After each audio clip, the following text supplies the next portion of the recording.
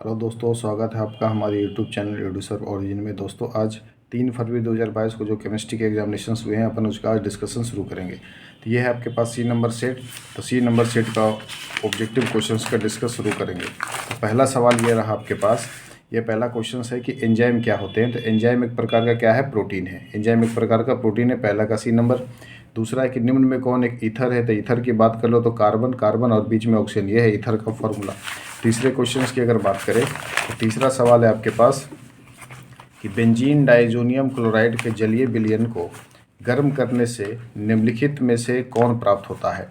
तो जब आप बेंजीन डाइजोनियम क्लोराइड को गर्म करोगे, है ना, जलीय विलयन में, तो गर्म करने पर क्या बन जाएगा? तो ये आपका सी नंबर फिनॉल का निर्माण होगा, सी नंबर फिनॉल। चौथा नंबर सवाल है कि जब फॉर्मिक अम्ल को सांद्र H2SO4 के साथ गर्म किया जाता है तो कौन प्राप्त होता है? तो फॉर्मिक अम्ल से क्या प्राप्त होगा? CO। पाँचवा नंबर सवाल है कि CH3CHCOH का IPAC नेम क्या होगा। तो काउंटिंग यहाँ पे शुरू कर लिए। कार्बोक्सिलिक का समूह है 1 2, दूसरे पे OH है तो 2 को बोलोगे हाइड्रोक्सी, 3 कार्बन है तो इसको क्या बोलोगे आप? Propanoic acid. तो ये 2 hydroxy propanoic acid, B number option आपका सत्य है। छठे नंबर सवाल पे आते हैं। छठा है कि कौन एक टॉलेंस रिएजेंट है। तो टॉलेंस रिएजेंट क्या होगा? AgNH3 का होल 2 प्लस में आयन, ये है टॉलेंस रिएजेंट। सातवां सवाल है कि निम्न में कौन कैनिजारो अभिक्रिया देता है। तो कैनिजारो अभिक्रिया देगा जिसमें अल्फा हाइड्रोजन नहीं होगा, यानी फॉर्मल्डिहाइड। 8 नंबर सवाल है कि क्रिस्टलीय तंत्र की कुल संख्या कितनी होती है। तो क्रिस्टलीय तंत्र की कुल संख्या 7 होती है, 8 का A नंबर। 9 नंबर सवाल है आपके पास कि निम्नलिखित में कौन एक सहसंयोजक ठोस है। तो सहसंयोजक ठोस कौन होता है? हीरा। हीरा और ग्रेफाइट दोनों सहसंयोजक ठोस होते हैं। 10 नंबर सवाल है कि किसी धातु की पृष्ठभुजीय सिमिति पैकिंग संरचना में समन्वय संख्या कितनी होती है। तो समन्वय संख्या की बात करो तो ये SCP की बात हो रही है ना, षटकोणीय। तो SCP में समन्वय संख्या कितनी होती है? 12, 10 का D नंबर। 11 नंबर सवाल है कि निम्न में कौन आदर्श घोल नहीं है। तो आदर्श घोल मतलब वैसे विलयन जो सभी जो राउल्ट के नियम का पालन नहीं करते हैं उसको क्या बोलोगे आप? आदर्श घोल। तो आदर्श घोल कौन नहीं है? तो क्लोरोफॉर्म और एसीटोन, ये 11 का C नंबर। 12 नंबर में कि निम्न में कौन अर्धपरागम्य झिल्ली से बाहर निकल जाते हैं। तो अर्धपरागम्य झिल्ली से कौन बाहर निकलेगा? तो ये विलायक के अणु, 12 का A नंबर। 13 नंबर में आ जाइए। 13 नंबर सवाल है कि यदि 18 ग्राम ग्लूकोज को 1000 ग्राम गोलक में घोला जाए तो उस घोल को क्या बोलेंगे। तो उस घोल को अपन बोलेंगे 0.1 मोलर। इसका जब कैलकुलेशन निकालोगे तो मोलरता का फॉर्मूला अप्लाई होगा, विलेय के मोल। तो इसके मोल निकालोगे तो आ जाएगा 0.1। 0.1 को 1000 से डिवाइड कर दोगे और ये किलो है तो 0.1 बटे 1000 और डिवाइड में 1000 कैंसिल होके आ जाएगा 0.1। 13 का C नंबर। 14 नंबर सवाल में आइए। 14 नंबर क्या कह रहा है कि निम्नलिखित में किसका क्वथनांक सबसे अधिकतम होगा। तो क्वथनांक की बात करो तो यूरिया, सुक्रोज और ग्लूकोज, इन तीनों को धनायन, ये तीनों क्या होगा? वियोजित होने के बाद ना तो केटायन देगा ना तो ऋणायन। तो सबसे ज़्यादा क्वथनांक किसका होगा? तो 1% NaCl का। निम्नलिखित में से किसमें ईस्टर बॉन्ड होते हैं। तो इसका नाम है टेरिलीन। टेरिलीन में ईस्टर बॉन्ड होते हैं। 16 नंबर सवाल है कि कौन ताप दृढ़ प्लास्टिक है। तो ताप दृढ़ प्लास्टिक होता है नायलॉन 6/6, इसको बोलेंगे ताप दृढ़ प्लास्टिक। 17 नंबर सवाल में आ जाइए कि निम्न में कौन एक पॉलीएमाइड है। तो पॉलीएमाइड बोलेंगे नायलॉन 6/6 को। नायलॉन 6/6 क्या है? एक पॉलीएमाइड है। निम्नलिखित में किसका उपयोग एंटी एसिड के रूप में होता है। एंटी एसिड यानी एसिड की मात्रा कम करेगी तो भस्म की मात्रा बढ़ेगी। तो इसका right answer magnesium hydroxide. Saccharin एक क्या है? सैकरीन एक मीठा अभिकर्ता है, यानी सैकरीन मीठा होता है, चीनी से भी ज़्यादा मीठा होता है। अगले क्वेश्चंस में आ जाइए। 20 नंबर सवाल है आपके पास कि साबुन में किसका उपयोग होता है। साबुन का फॉर्मूला होता है, उसका नाम है सोडियम एस्टिरेट, यानी C17H35COONA, इसको बोलेंगे अपन साबुन। निम्नलिखित में कौन एक प्रतिकारक है। तो इसमें से सभी वैसे प्रतिकारक होंगे उसको प्रतिकारक बोलेंगे जो हमको शरीर के लिए, जो मेरे शरीर के लिए अति आवश्यक है। 22 नंबर सवाल है NaCl के जलीय घोल के वैद्युत अपघटन में कैथोड पर निम्नलिखित में से कौन मुक्त होता है। तो सोडियम, है ना, कैथोड पर सोडियम और एनोड पर क्लोरीन। 23 नंबर है कौन विलयन में विद्युत का संचरण होता है। तो वैद्युत अपघटय। वैद्युत अपघटय क्या करेगा? विलयन में वैद्युत का संचरण करवाएगा। ये 24 नंबर सवाल में आ जाइए। ABCD धातुओं के मानक इलेक्ट्रोड विभव क्रमशः इतना इतना इतना है। और तो धातु का अपकरण क्षमता। अब यहाँ से सबसे ज़रूरी बात, जिसके विभव का मान सबसे ज़्यादा होगा उसका अपकरण क्षमता कम होगी, जिसके विभव का मान सबसे कम होगा उसका अपकरण क्षमता ज़्यादा होगा। तो जो ज़्यादा माइनस में -3.05 वोल्ट, -1.66, -0.40। अब इन चारों में देखो सबसे विभव का मान कम किसका है, तो सबसे कम है ये वाला, है ना, ए वाले का। तो ए वाले का अपकरण क्षमता सबसे ज़्यादा होगा, तो ए का ए नंबर ऑप्शन। क्लियर है। किसी चालक सेल का सेल स्थिरांक होता है L/A, है ना। सेल स्थिरांक का फॉर्मूला क्या होगा, L/A 25 का। तो 26 नंबर सवाल पे आ जाइए। 26 नंबर क्वेश्चन कहता है एक रासायनिक अभिक्रिया है 2A + B से बन गया C, तो इसको किस प्रकार से लिखोगे। तो ये देखो, ये जो 2A है ना, तो इसको आप लिख सकते हो -12 dA/dt, ठीक है। -12 dA/dt बराबर -dB/dt बराबर +dC/dt। क्लियर है। तब यहाँ से देखो आप मिला लो, तो -12 dA/dt ये सही है, -dB/dt ये भी सही है, +dC/dt ये भी सही है। तो इसमें से सभी निरूपित किया जा सकता है। क्लियर है। तो 26 का डी नंबर।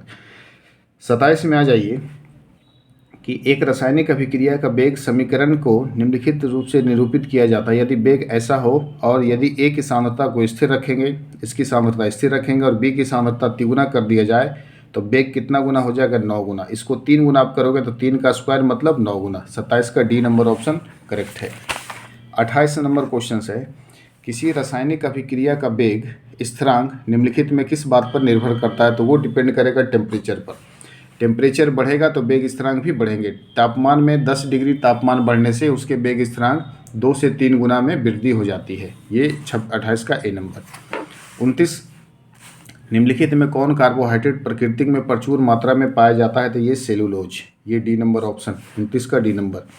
30 निम्नलिखित में कौन डाइसैकेराइड दूध में उपस्थित रहता है, तो ये बी नंबर ऑप्शन, लैक्टोज। दूध में क्या रहता है, लैक्टोज। क्लियर है। 31 नंबर सवाल क्या कहता है आपका। 31 नंबर सवाल है कि विटामिन ए का रासायनिक नाम क्या होगा, रेटिनॉल। ठीक है, विटामिन ए का रासायनिक नाम रेटिनॉल, और थायमिन विटामिन बी का नाम है, और स्कॉर्बिक एसिड विटामिन सी का नाम है। अब ये 32 नंबर सवाल है कि कौन विटामिन जल में घुलनशील है, तो जल में कौन घुलते हैं, एडेक, ADEK, ए और डी जल में घुलनशील, और बसा में घुलनशील होगा बी और सी। 33 नंबर है कि निम्नलिखित में किसमें इंसुलिन स्रावित होता है, तो ये अग्नाशय ग्रंथि में इंसुलिन पाए जाते हैं। 34 नंबर विटामिन ई की कमी से कौन सा रोग होता है, तो विटामिन ई की कमी से होता है जनन क्षमता में कमी। विटामिन ई की कमी से जनन क्षमता में कमी। बेरी विटामिन बी की कमी से, अस्कर्बी विटामिन सी की कमी से। अगला क्वेश्चन है कि प्राकृतिक में से किसका बहुलक है, कौन प्राकृतिक रबर का बहुलक है, तो आइसोप्रीन प्राकृतिक रबर का बहुलक है। 36 नंबर सवाल है निम्नलिखित संक्रमण तत्वों के आयनों में कौन अणुचुंबकीय है, तो अणुचुंबकीय उसको बोलेंगे जिसमें अयुग्मित इलेक्ट्रॉन की संख्या प्रेजेंट होगी। तो कौन अणुचुंबकीय है, तो यहाँ से अगर बात कर लें Zn2+, तो ये होगा एक प्रतिचुंबकीय। कॉपर 2+ की अगर बात करो तो कॉपर 2+ का जब इलेक्ट्रॉनिक विन्यास लिखोगे तो इसके लास्ट अंतिम सेल में कितने इलेक्ट्रॉन आएंगे, यानी ये एक अणुचुंबकीय पदार्थ होंगे, अणुचुंबकीय। 37 नंबर सवाल है कि निम्नलिखित में किसे मुद्रा धातु कहा जाता है, तो मुद्रा धातु किसको बोलेंगे, इसको बोलेंगे कॉपर, सोना और चांदी को, इन तीनों को मिश्रण को क्या बोलेंगे, मुद्रा धातु। 38 है समन्वय यौगिकों के लिए सबसे पहला महत्वपूर्ण सिद्धांत किसने दिया, तो वार्नर ने दिया था समन्वय यौगिक के लिए सिद्धांत। 39 है कि निम्नलिखित में से कौन एक द्विक लवण का उदाहरण है, तो डबल साल्ट किसको बोलेंगे, K4FeCN6 का। 39 का बी नंबर। 40 नंबर सवाल में आ जाइए कि निम्नलिखित में कौन एक बाइडेंटेट है ना, लिखने में कौन एक बाइडेंटेट, तो इसका नाम है इथिलीन डाइएमीन। इसको आप EN से कर सकते हो, EN, इसका नाम है इथिलीन डाइएमीन। क्वेश्चन नंबर 41 है कि PtC2H4Cl पे 3-, इसमें Pt का ऑक्सीकरण संख्या क्या होगा, तो जब इसका आप कैलकुलेट करोगे तो आ जाएगा +2 ऑक्सीकरण संख्या। 42 है कि निम्नलिखित में कौन एक विनाइल हैलाइड है, तो विनाइल हैलाइड हाइड्रोजन जिस कार्बन से जुड़ा होता है उसके ठीक बाद वाले कार्बन पे अगर डबल बॉन्ड है, हाइड्रोजन जिस कार्बन से जुड़ा उस कार्बन के पास साथ एकदम डबल बॉन्ड है, तब उसको बोलोगे विनाइलिक हाइड्रोकार्बन। ठीक है, हाइड्रोजन वाले कार्बन का प्रसंकरण sp2 होगा, तब उसको बोलोगे विनाइलिक हैलाइड। 42 हो गया। अब आइए क्वेश्चन नंबर 43 पे। 43 नंबर है कि लोहे का मुख्य अयस्क कौन होता है, हेमेटाइट, है ना, लोहे का मुख्य अयस्क हेमेटाइट। सीडेराइट भी लोहा का अयस्क होता है बट मुख्य हेमेटाइट। 44 है कि निम्नलिखित में किसमें ऑक्सीकरण संख्या +2 होता है। तो जब इसका निकालोगे तो +2 ऑक्सीकरण संख्या Cl2O का आएगा। इसका आ जाएगा ऑक्सीजन का निकालना तो X मान लो, 2Cl का -2 उधर जाके +2, ये बी नंबर ऑप्शन। निम्नलिखित में कौन रेडियो एक्टिव उत्कृष्ट गैस है। तो ये रेडॉन। रेडॉन एक रेडियो एक्टिव उत्कृष्ट गैस है। क्वेश्चन नंबर 46 में है कि निम्नलिखित में से किस गैस के द्वारा सबसे ज़्यादा यौगिक बनाया जा सकता है। किस उत्कृष्ट गैस के द्वारा सबसे ज़्यादा यौगिक बनाया जा सकता है। तो उसका नाम है जेनॉन। जेनॉन से ज़्यादा यौगिक बनाया जा सकता है। Xenon oxide, xenon tetra oxide, xenon hexafluoride, ये सारे यौगिक बनाए जा सकते हैं। 47 है निम्नलिखित में कौन ध्रुवीय यौगिक है। तो ये SO2, ये ध्रुवीय यौगिक है। 48 है कि निम्न में कौन प्रथम संक्रमण श्रेणी का तत्व है। तो संक्रमण श्रेणी का तत्व स्कैंडियम से लेकर जिंक तक होगा प्रथम का। तो स्कैंडियम से जिंक तक है। निकेल की बात आएगी तो निकेल होगा प्रथम संक्रमण श्रेणी का तत्व हो जाएगा। ये क्वेश्चन नंबर आपका 49 है। कॉपर यानी कॉपर 2+ Z = 29 का इलेक्ट्रॉनिक विन्यास लिखना है। तो कॉपर 2+ की अगर बात करो तो कॉपर का इलेक्ट्रॉनिक परमाणु संख्या होता है 29, है ना। 2 इलेक्ट्रॉन निकल के तो 27। अब यहाँ से काउंट कर लो कि इसका इलेक्ट्रॉनिक विन्यास क्या होगा। तो आर्गन 18 और 3D9, 18 9 और 9 8 9 17, ये सी नंबर ऑप्शन सत्य है। ये इसका इलेक्ट्रॉनिक विन्यास सही होगा। 50 नंबर है कि प्रथम कोटि के लिए अर्धआयु। अर्धआयु किस पर डिपेंड करेगा। प्रथम कोटि का अर्धआयु बराबर होता है T12 = 0.693/K। किस पे डिपेंड करेगा अर्धआयु। के पे डिपेंड करेगा, प्रारंभिक सांद्रता पे डिपेंड नहीं करेगा। ठीक है, इनमें से सभी। वेग स्थिरांक पर निर्भर करता है तो बिल्कुल करता है। प्रारंभिक सांद्रता पर निर्भर नहीं करता है तो ये भी करता है। तो कौन प्रथम प्रारंभिक सांद्रता पर निर्भर करता है, ये क्लियर है ना। सी नंबर ऑप्शन 50 का सी। 51 में आ जाइए। हैबर विधि से अमोनिया के निर्माण में निम्नलिखित में से किस उत्प्रेरक का यूज होता है। तो इसका आंसर होगा मॉलिब्डिनम, है ना। लोहा और मॉलिब्डिनम इन दोनों का इस्तेमाल होता है। जनरली आप मॉलिब्डिनम का यूज करोगे। 52 है कि निम्नलिखित में किस विधि के द्वारा कोलाइड विलयन का शोधन किया जाता है। तो अपोहन विधि के द्वारा। 52 का सी नंबर। अपोहन विधि के द्वारा कोलाइड विलयन का शोधन किया जाता है। 53 में कि 298 केल्विन तापमान चारकोल, निम्नलिखित द्वारा चारकोल किस गैस का सबसे अधिक आयतन अवशोषित होगा। तो कार्बन डाइऑक्साइड। 53 का सी नंबर। क्वेश्चन नंबर 54 है आपके पास। क्वेश्चन नंबर 54 है पायरोलुसाइड निम्नलिखित में से किसका अयस्क होता है। तो ये मैग्नीज का पायरोलुसाइड। 55 है कि धातु के ऑक्साइड को कार्बन या कार्बन मोनोऑक्साइड के द्वारा धातु में अपघृत करने की क्रिया क्या कहलाती है। तो इस प्रक्रिया को बोलेंगे प्रगलन।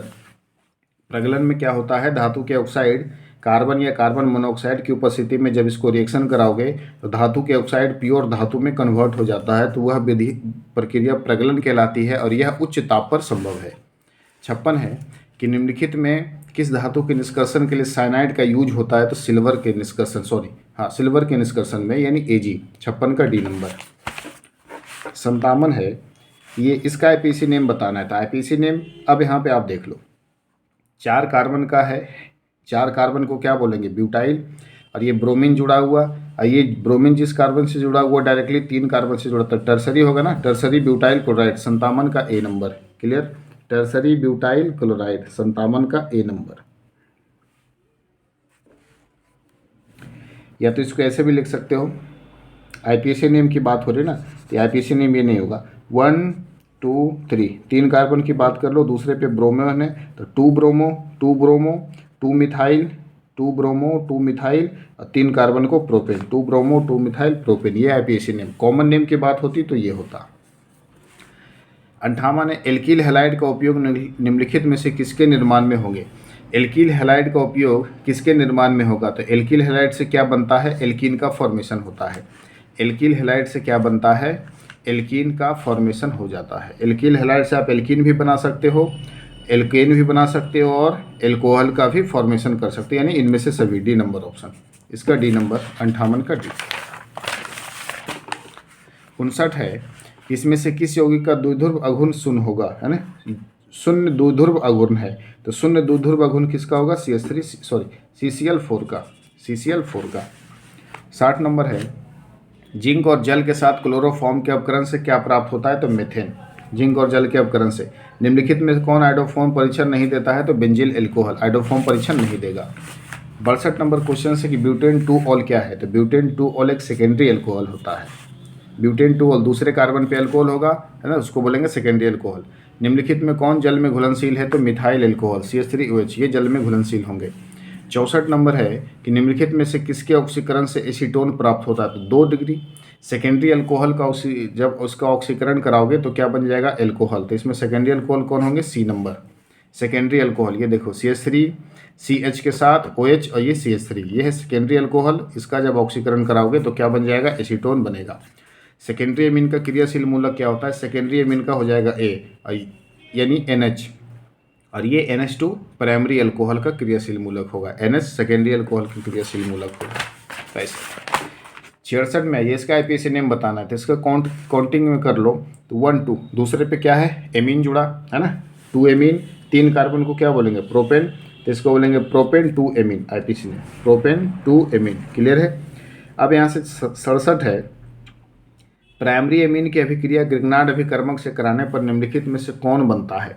तो जब प्राइमरी एमीन की अभिक्रिया ग्रिग्नार्ड से कराओगे तो ये एल्केन का फॉर्मेशन हो जाएगा। क्या बन जाएगा? एल्केन। 67 का A।